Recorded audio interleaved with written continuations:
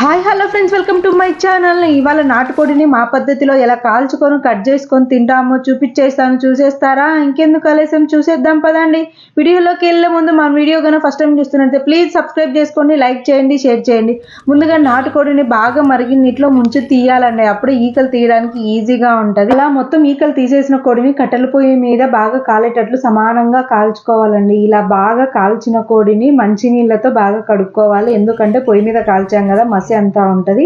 అలాగే అక్కడక్కడ మిగిలిపోయిన ఈకలను కూడా నీట్ గా తీసేసుకోవచ్చు. ఈ కోళ్లు పట్టుకున్న ఆయన పేరు రామయ్య అండి. మా ఊహ తెలిసినప్పటి నుంచి పొట్టేలు గానీ కోళ్లు గానీ ఈయనే అండి మాకు కట్ చేసి ఇచ్చేది. చాలా నీట్ గా చేస్తాడు.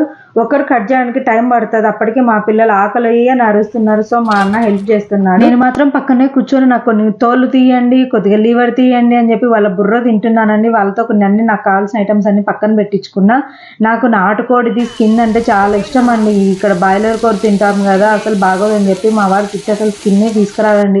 సో నాకు కావాల్సిన ఐటమ్స్ అని పక్కన పెట్టించుకొని నేను మా పెదనాన్న కలిపి నల్లపొడి లాగా చేసుకొని తిన్నా. పొడి పులుసుని ఇవాళ మా చెల్లి ప్రిపేర్ చేసిందండి. మసాలా ముందు రోజు రాత్రి అమ్మ ప్రిపేర్ చేసి పెట్టింది. సో గిన్నె బాగా వేడైన తర్వాత కొద్దిగా నూనె వేసి కొన్ని ఆనియన్స్ వేసి అది బాగా వేగిన తర్వాత మసాలా కూడా వేసి బాగా వేయించుకోవాలండి. తర్వాత కొద్దిగా పసుపు, కొద్దిగా ధనియాల పొడి, కొన్ని టమోటా, కరివేపాకు, కొద్దిగా కొత్తిమీర కూడా వేసి మసాలాని మరికొద్దిసేపు వేయించుకున్న తర్వాత చికెన్ ముక్కలు కూడా వేసి రుచికి సరిపడా ఉప్పు, కారం వేసి మరికొద్దిసేపు వేయించుకోవాలండి. వాటర్ లేకోకుండానే మూత పెడుతూ తీస్తూ బాగా వేయించుకుంటే ఆ ఆవిరికే మసాలా అంతా బాగా ముక్కకు పట్టి బాగా ఉడుకుతుందండి. చికెన్ బాగా వేగిందని అనిపించిన తర్వాత వాటర్ కొన్ని ఎక్కువే వేసుకోవాలండి, ఎందుకంటే మనం నాటుకోడి కదా, నాటుకోడి ఉడకడానికి టైం పడుతుంది. అందులోనూ మనం కట్టెల పొయ్యి మీద చేస్తున్నాము.